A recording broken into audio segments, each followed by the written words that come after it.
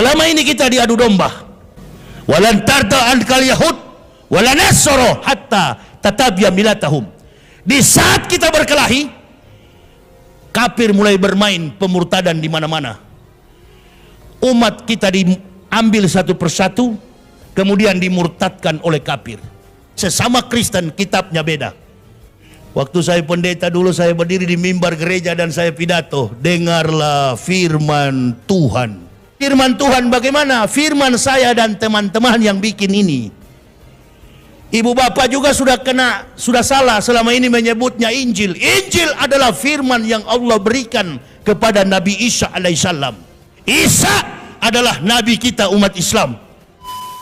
Pemerintah yang sewenang-wenang, yang memakai tenaga swasta, kalau di Amerika detektif swasta, untuk melanggengkan kekuasaan, tidak peduli cara apapun ditempuh. Berapa banyak dana dikucurkan, belum lagi ditambah dengan 90,4 miliar yang diberikan kepada buser-buser jahanam. Sehingga ada profesor berdebat dengan Rocky Gerung. Allahu Akbar. Ibu bapak, saudara-saudaraku, profesor itu bukan gelar. Tapi ustadz bicara begini, ya memang bicara begini karena kebenaran. Pemerintah yang tidak adil, al-umara'u bil ju'uri, penguasa yang sewenang-wenang, dikit-dikit tangkap, dikit-dikit penjara, hanya masalah sedikit penjara. Orang-orang yang di pihaknya, di pihak penguasa, melakukan tindakan apapun, menghina orang, memfitnah seseorang, lolos. Termasuk yang berkata kemarin, Islam itu agama teroris. Innalillahi. Abu Jongos, kalau Islam agama teroris, tidak mungkin saya masuk Islam. Kalau Islam teroris, agama Jokowi apa itu? Agama Jokowi apa? Belum lagi ada satu gerakan yang ingin merubah falsafah negara kita. Komunis mulai berkuasa di mana-mana. Bahkan dengan bangganya anggota parlemen, seorang anggota DPR mengatakan, saya bangga menjadi anak PKI. Ini kalau di zaman Pak Harto, kalau di zaman SBY sudah masuk penjara. Pak Jokowi juga pernah bilang, kalau ada PKI saya gigit. Begitu ada yang ngaku sampai sekarang dia nggak gigit. Bukan melawan, oh jadi Ustadz melawan. Tidak melawan, tapi kita menjelaskan kepada umat cerdas, memahami segala bentuk realitas. Umat Islam ini jangan terlalu bodoh. Nggak pernah ada Nabi Muhammad dalam bentuk gambar, lukisan maupun foto. Mengapa? Karena Nabi Muhammad hidup di zaman yang belum ada foto. Lalu bagaimana mungkin Nabi Isa yang 576 tahun sebelum Nabi Muhammad ada fotonya? Kacau nih kafir ini. Saya nggak pernah ada rasa takut. Saya bilang, sudah putus urat takut saya. Yang saya takut kalau saya tidak sholat 5 waktu. Kalau hanya takut dengan jenderal-jenderal 100 bintang sekalipun, saya tidak pernah takut.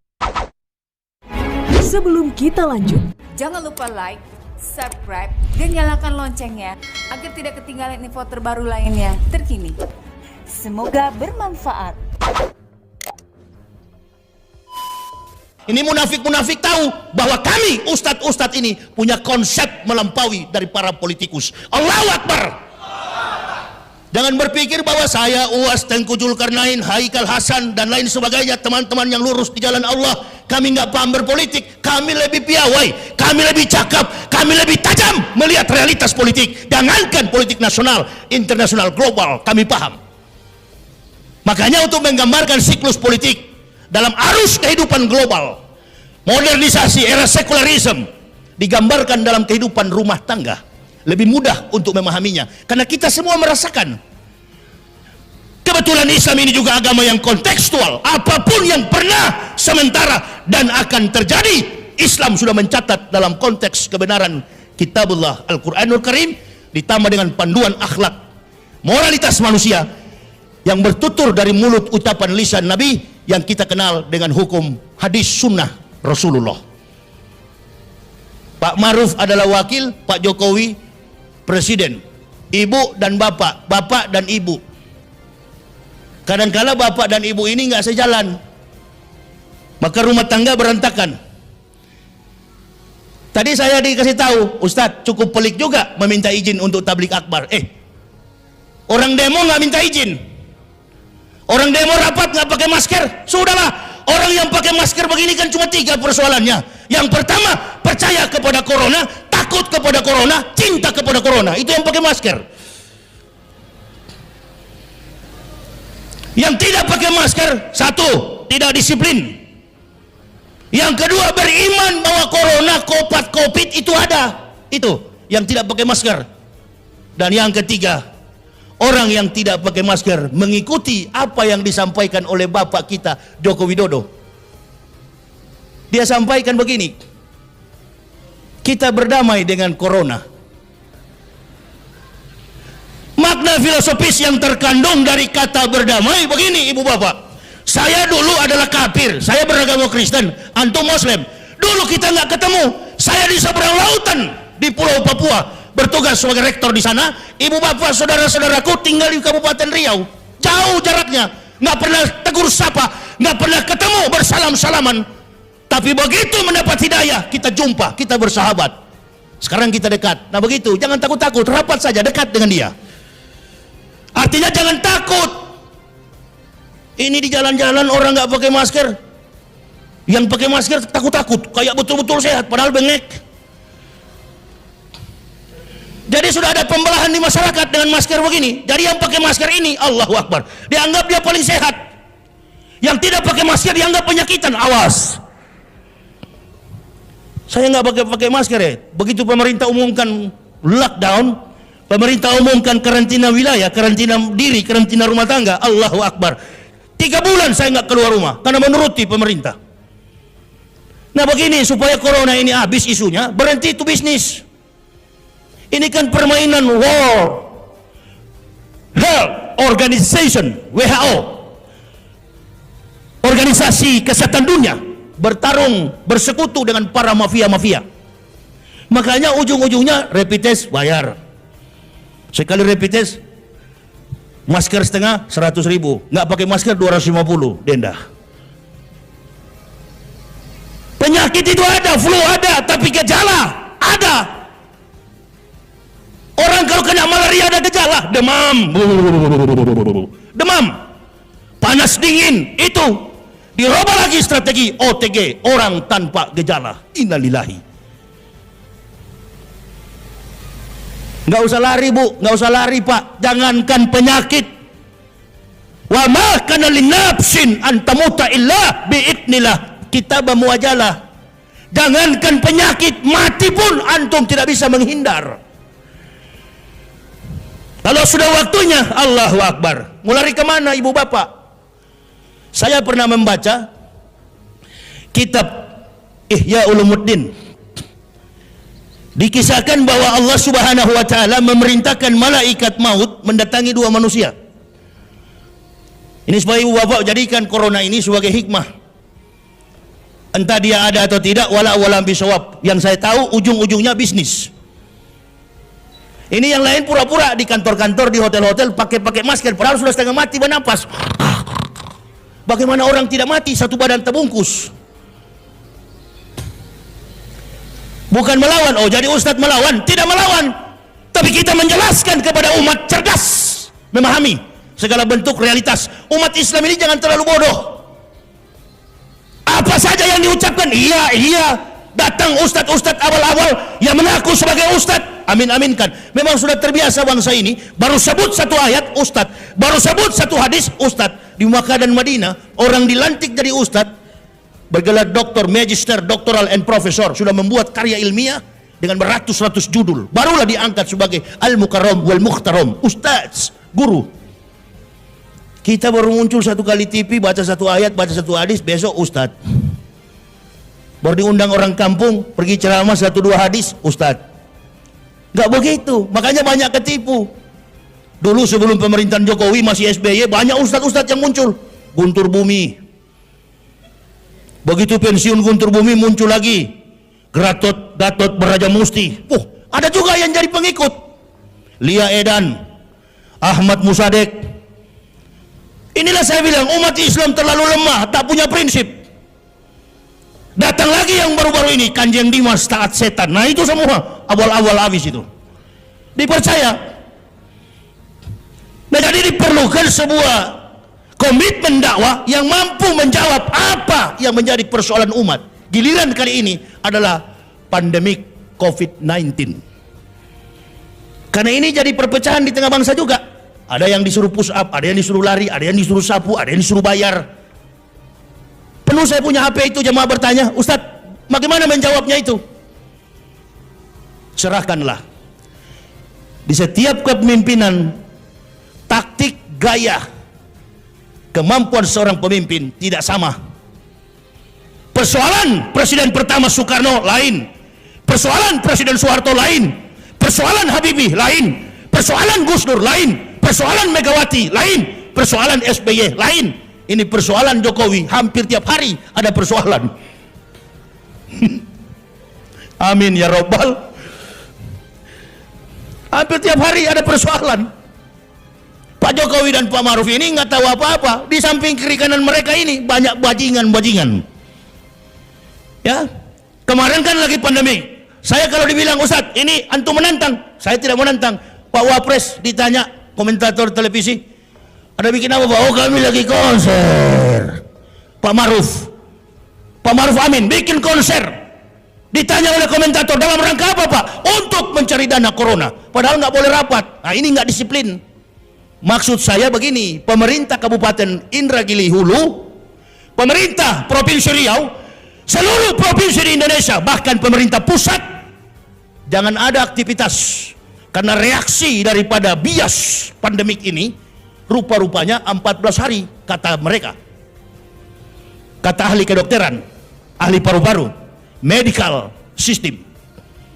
Dalam sistem medikal, sistem inkubasi, sistem diagnosa, penentuan atas penyakit seseorang, katanya wabah ini, virus ini 14 hari baru dia akan pergi. Nah, kalau 14 hari Presiden diam di rumah 14 hari, menteri-menterinya diam di rumah, semua pemerintah diam di rumah, masyarakat jangan ada di luar, 14 hari 14 malam disiplinkan diri. Tapi ini dia bikin 14 hari, dia sibuk kesana kemari, tentara polisi mondar mandir. Duduk dalam rumah, disiplinkan, bilang sama diri pribadi, hei diam di rumah.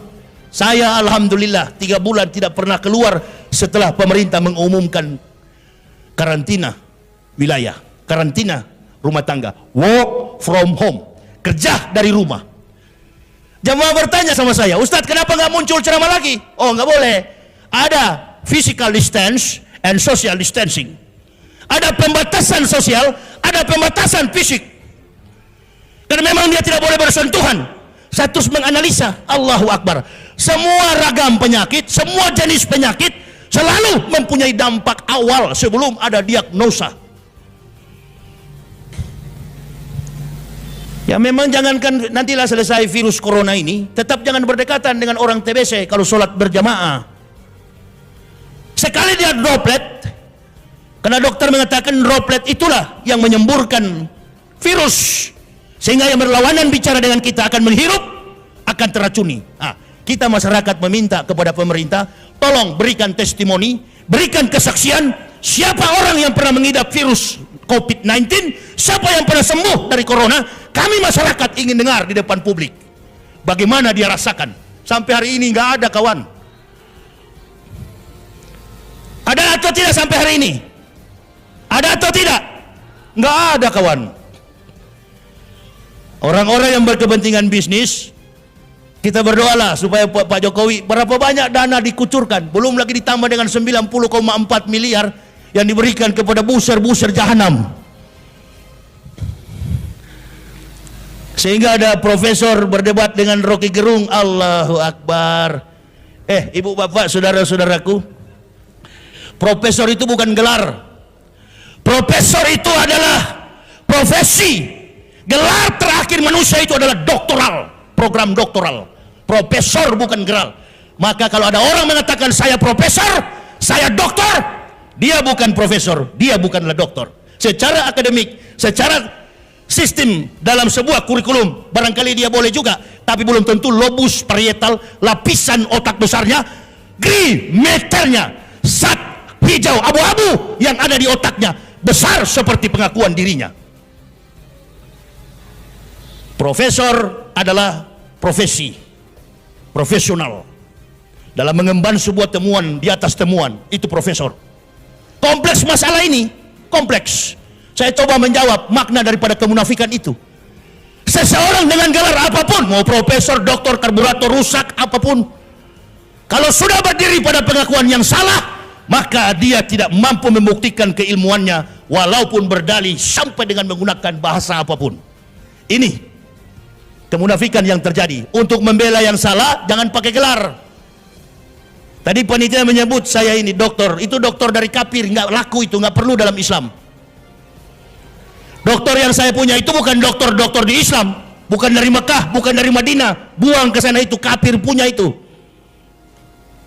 Nggak ada, lantas begitu masuk surga malaikat tanya, waktu di dunia apa? NU, surganya sebelah kanan, gelarnya doktor, oh ambil ke kiri, lantai 15. Gelar di dunia siapa? Joko Widodo, presiden, lantai 21. Nggak ditanya begitu. Ini yang menjadi persoalan penting bagi kita. Karena membela mati-matian sesuatu yang salah, ngomong pun jadi salah. Tidak mendidik masyarakat yang begini banyak, yang membutuhkan ilmu dari para orang-orang yang mempunyai kompetensi di bidang kemampuan akademik. Sudahlah, kalau kita mau jujur, di Indonesia ini banyak orang pakai doktor tapi nggak ada jurnal. Yang penting di jarak jauh transfer 55 juta, besok pakai doktor S3, S2, S1, S8, S10, S lilin. Ini yang merusak reputasi. Di mana-mana berkeliling menyebar fitnah. Sudah ketahuan. Tapi dengan gagahnya mereka berdiri seolah-olah mereka dalam kebenaran. Nah ini makna daripada al-umara'u bil ju'uri, penguasa pemerintah yang sewenang-wenang, yang memakai tenaga swasta. Kalau di Amerika, detektif swasta, untuk melanggengkan kekuasaan, tidak peduli cara apapun ditempuh. Pemerintah yang baik, apalagi pemimpin yang baik, tidak perlu memakai tenaga orang lain. Dia menggunakan kemampuan leadership, tidak perlu mencari pengikut yang akan mengejarnya. Saya mau tanya kepada ibu bapak, saudara-saudaraku, ibu bapak hadir di sini karena undangan dari siapa? FPI yang buat, masyarakat yang buat di sini. Tapi ibu bapak melihat siapa yang datang? Yahya Waloni. Makanya ibu bapak banyak. Amin ya robbal. Karena sudah lihat, oh ini Ustadz Yahya, insya Allah betul-betul berjuang di jalan Allah, bukan kaleng-kaleng kata orang Medan. Makanya datang. Dan ibu bapak tahu, selama 14 tahun saya berdakwah, saya tidak pernah menggunakan sopir pribadi. Saya keliling Indonesia bersama keluarga, istri dan anak. Pengakuan ini tidak pernah berubah sejak 2006, 11 Oktober sampai hari ini, tahun 2006 sampai tahun 2020. Alhamdulillahirabbil alamin, kami sekeluarga tidak pernah berubah dalam ucapan. Kami tetap berkendaraan mengelilingi Indonesia menggunakan mobil pribadi. Besok saya ceramahnya di Bunut, tanggal 5 saya ceramahnya di Medan sampai tanggal 9, pakai mobil. Dan dari awal saya berdakwah tidak pernah pakai sopir, saya sendiri yang bawa. Kadangkala jamaah bertanya, Ustadz tidak takut dikejar oleh orang kafir? Saya katakan, negara kita negara hukum. Siapa yang melakukan kejahatan pasti dihukum. Saya nggak pernah ada rasa takut, saya bilang. Sudah putus urat takut saya. Yang saya takut kalau saya tidak sholat 5 waktu. Karena itu adalah perintah paling utama. Afdalul a'malu as-sholatu khams. Amal yang paling utama adalah sholat 5 waktu. Itu yang saya takuti. Kalau hanya takut dengan jenderal-jenderal 100 bintang sekalipun, saya tidak pernah takut. Takut dengan siapa? Takut dengan bayang sendiri. Kita orang beriman. Orang beriman tidak mungkin melakukan pelanggaran hukum. Hukum Allah saja dia taat, apalagi hukum manusia. Tapi Ustadz bicara begini, ya memang bicara begini karena kebenaran. Pemerintah yang tidak adil, al-umara'u bil ju'uri, penguasa yang sewenang-wenang, dikit-dikit tangkap, dikit-dikit penjara, hanya masalah sedikit penjara. Orang-orang yang di pihaknya, di pihak penguasa, melakukan tindakan apapun, menghina orang, memfitnah seseorang, lolos. Termasuk yang berkata kemarin, Islam itu agama teroris, innalillahi. Abu Jongos. Kalau Islam agama teroris, tidak mungkin saya masuk Islam. Teroris itu ISIS, OSOS, USUS, SS. Itu adalah by design from Jews. Itu adalah gerakan teroris yang dibuat oleh Yahudi dan Amerika.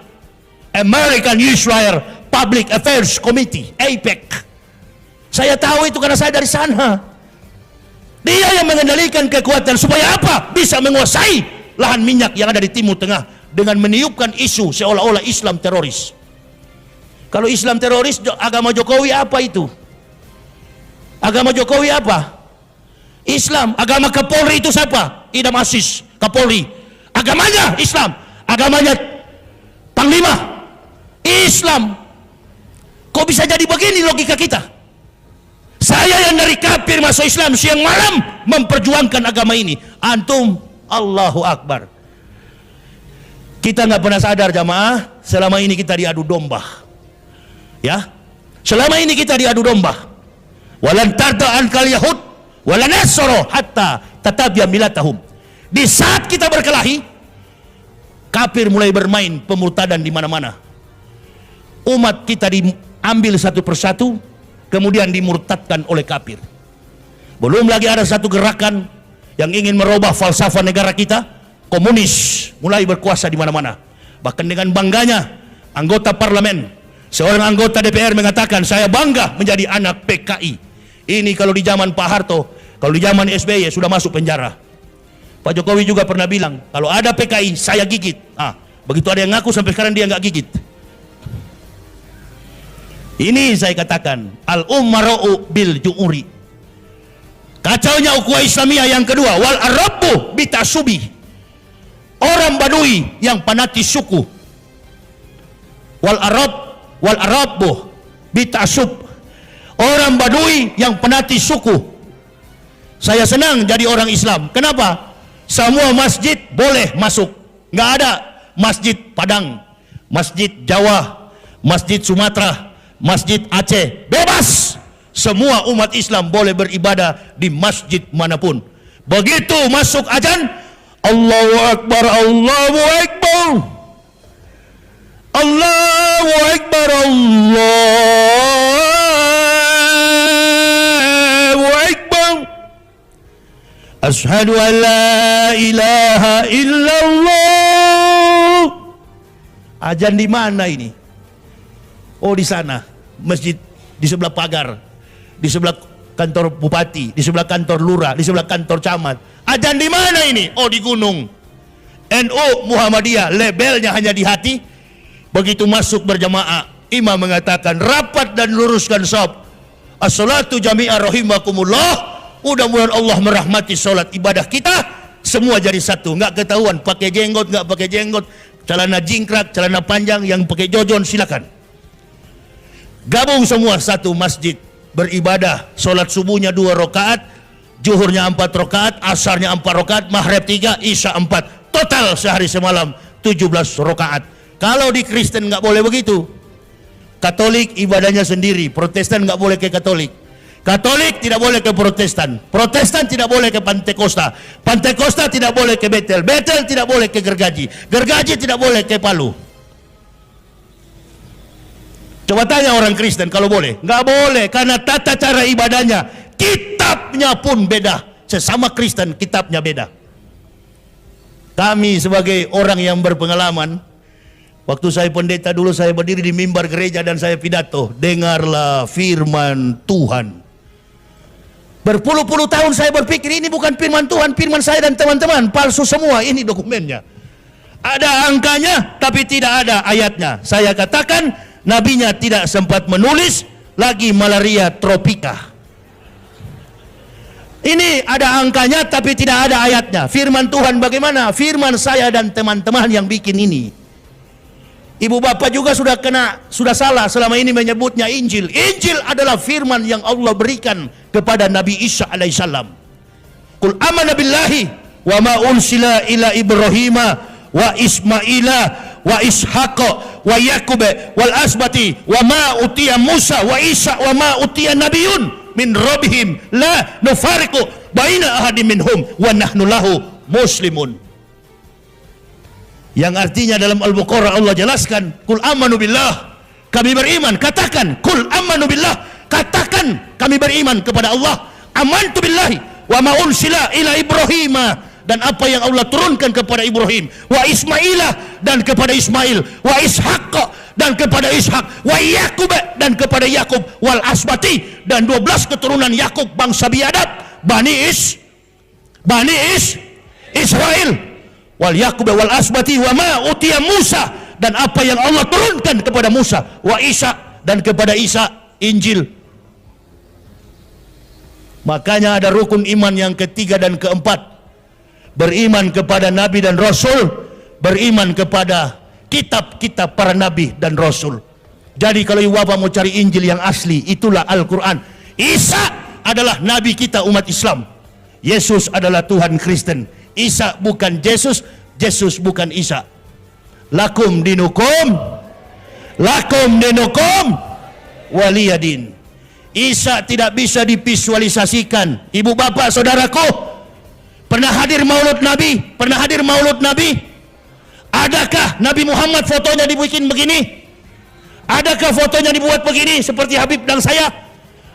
Seperti panitia? Ada atau tidak? Nggak pernah ada Nabi Muhammad dalam bentuk gambar, lukisan maupun foto. Mengapa? Karena Nabi Muhammad hidup di zaman yang belum ada foto. Lalu bagaimana mungkin Nabi Isa yang 576 tahun sebelum Nabi Muhammad ada fotonya? Kacau nih kafir ini. Bule dari mana jadi Tuhan? Ini bukan menyinggung orang Kristen, mengatakan orang Kristen kembalilah masuk Islam. Menyerah sajalah kalian, sunat. Di sini ajaran Nabi Isa di Islam. Ibu bapak jangan berkata bahwa Nabi Muhammad bawa Islam. Argumentasi dari mana itu? Tidak teologis. Nabi Muhammad bukan membawa Islam, Nabi Muhammad menyempurnakan Islam. Pada hari ini, wahai Muhammad, kata Allah, kami sempurnakan Islam menjadi agamamu. Jadi Nabi Muhammad bukan bawa Islam, karena konsep syara, konsep syariat Islam sudah dilakukan oleh Nabi Isa dan nabi-nabi sebelum Al-Masih. Saya kasih contoh dalam surat 19 Al-Quran ayat 30 sampai 31. Isa berkata, "Qala ini Abdullahi atani al-kitab wa ja'alani nabiyah wa ja'alani mubarakan aina ma kuntu awsani bi salati wa zakati ma dumtu hayya." Isa berkata, saya ini hamba Allah. Atani al-kitab, Allah memberi aku kitab. Wa ja'alani nabiyah, dan mengutus aku sebagai nabi. Wa ja'alani mubarakan aina wa kuntu awsani bi salati wa zakati ma dumtu hayya. Kemana aku pergi, kata Al-Masih, Allah memerintahkanku mendirikan sholat, menunaikan zakat, madum tuhaya. Pertanyaan saya kepada ibu bapak, kalau kurang yakin sama saya, pulang di rumah, buka Al-Quran, baca surat 19. Judul surat itu adalah ibunya Al-Masih, ibunya Isa Al-Masih, namanya Maryam. Quran surah Maryam ayat 30 sampai 31. Baca baik-baik di rumah itu. Isa berkata, saya hamba Allah, atani al-kitab, Allah memberi aku kitab. Wa ja'alani nabiyah, dan mengutus aku sebagai nabi. Wa ja'alani mubarakan aina ma kuntu awsani bi sholati wa zakati ma dumtu hayya.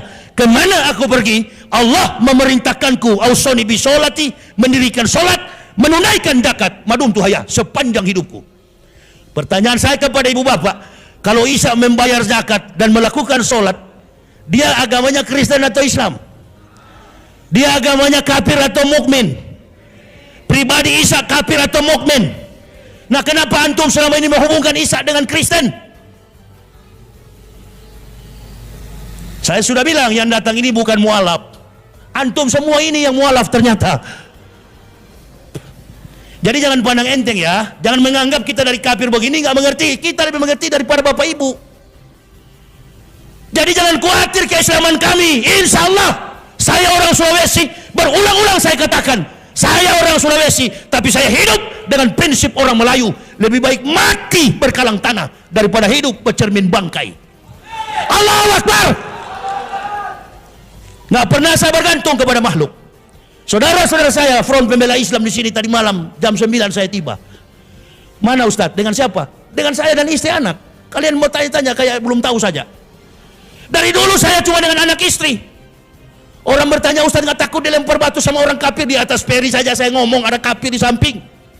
Kafirnya pakai kalung salib besar, badannya dari ujung jari sampai ke belakang sini penuh tato. Saya sambil telepon, saya bilang, kafir-kafir itu masuk neraka, ada dia di situ, mampus kau. Saya di atas peri, panitia dari Medan telepon, sudah di mana Ustadz? Saya di atas peri kawan. Kapan tiba di Medan? 5 hari 5 malam. Lewat feri, kapal peri. Sementara saya ngobrol, tidak tahu di samping railing kapal itu ada si kafir lagi main-main handphone. Pakai baju you can see.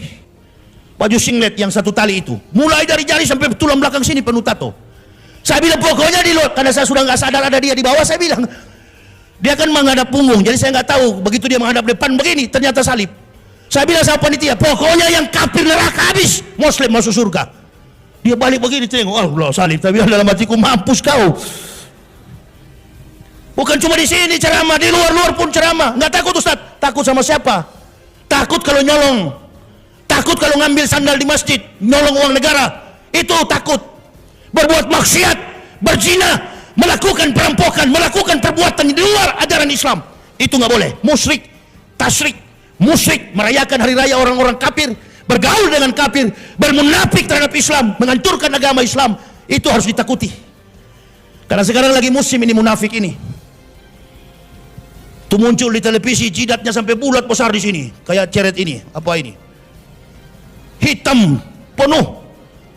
Bela-bela munafik, bela-bela kafir. Orang mana? Ya orang Riau inilah dia. Siapa Ustaz? Cari tahu sendirilah. Saya sudah berapa puluh kali dilapor, jadi nggak mau jelas.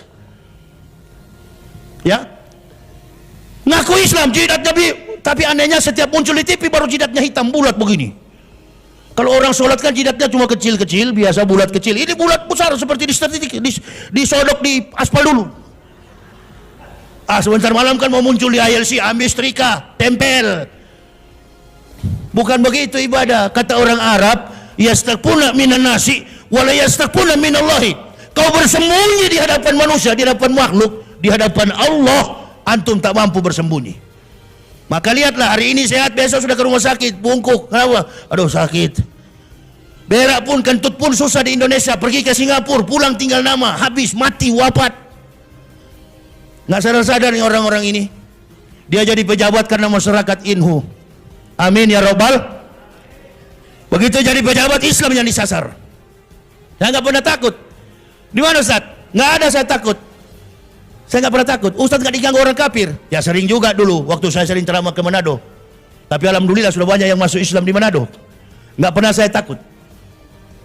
Apa Ustaz pernah alami yang begitu-gitu? Enggak. Kalau di jalan, kalau tengah-tengah malam ya pernah alami yang makhluk-makhluk goib. Kadangkala sudah kecapean, duduk, mampir di tengah hutan, istirahat, AC dijalankan, putar lagu qasidah. Istri saya tidur, anak saya tidur, ganti muammar jet'ah, mengaji. Kami tidur di dalam mobil. Kadangkala ada yang menangis di samping mobil, ada yang ketawa. Ya biasalah setan, makhluk-makhluk halus kan ada di dunia ini. Begitu saya intip, hilang. Ada lagi yang ketawa. Nah itu aja yang saya khawatirkan, makhluk halus. Kalau di Kristen nggak pernah menghadapi yang begitu, karena memang sama-sama halus. Yang saya alami ya itu, nggak pernah, jarang sekali di orang Kristen keroyok atau apapun. Di mobil saya juga ada samurai, hampir 2 meter panjangnya, ganggu kau kurimbas. Coba, sudah aku bilang di viral di YouTube di mana-mana. Saya nggak punya kawan, cuma samurai, hampir 2 meter. Kau ganggu saya libas. Itu aja. Nggak pernah pakai pembela. Bodyguard saya ada di mobil itu, umur 3 tahun, namanya Muhammad Ibnu Syawal. Itu bodyguard saya, my bodyguard.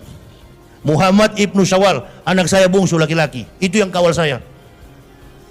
Ibu bapak, ini ustu bi rabbi wa rabbukum.